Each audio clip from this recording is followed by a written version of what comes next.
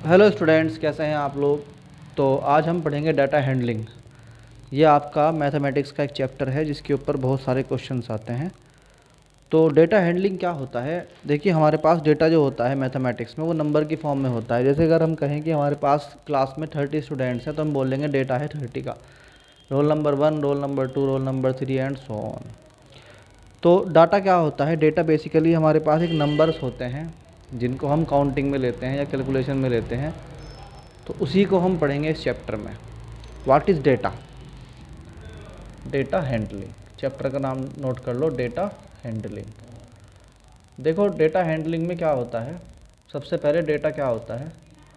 Data कोई भी चीज़ होती है, जैसे मान लीजिए हम कहते हैं नंबर ऑफ़ स्टूडेंट्स हैं इन द क्लास। तो ये सब क्या है, इन द क्लास।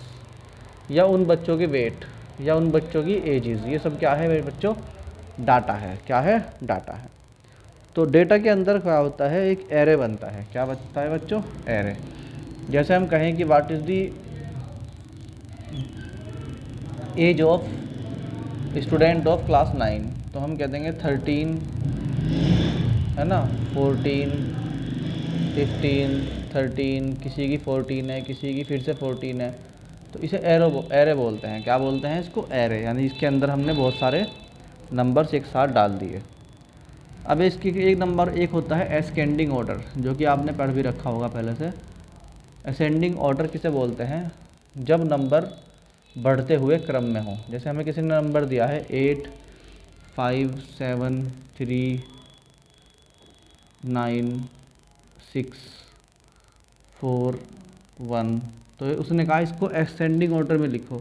तो असेंडिंग ऑर्डर का मतलब होगा सबसे पहले सबसे छोटा नंबर यानी कि 1, फिर उसके बाद है इसके अंदर 3, फिर 4, फिर 5, फिर 6, फिर 7, फिर 8 एंड 9।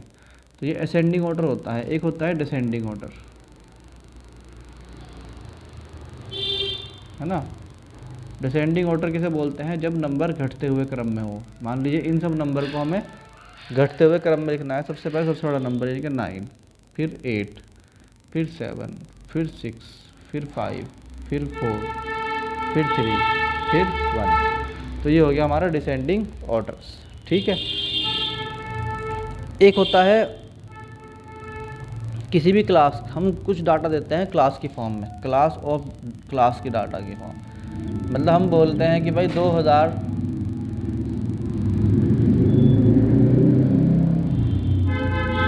सन 2000 का डाटा है। मान लीजिए कि कोई चीज़ का रेट था 200 से लेके 300 तक।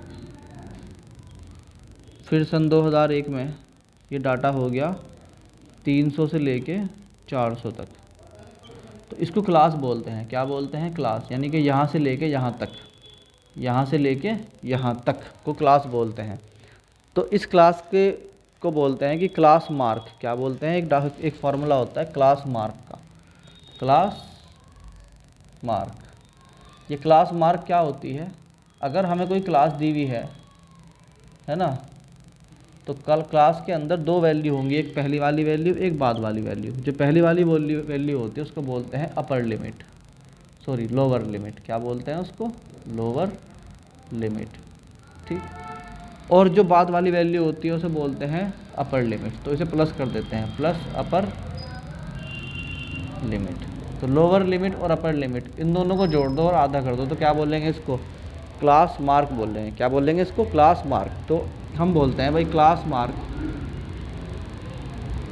बताओ एक क्लास का जिसके अंदर लोअर लिमिट 30 हो और अपर लिमिट 40 हो। तो ये क्या हो जाएगी, 30 + 40/2 यानी कि 70/2, यानी कि इसका क्लास मार्क 35 आ गया। कितना आ गया क्लास मार्क इसका, 35 आ गया।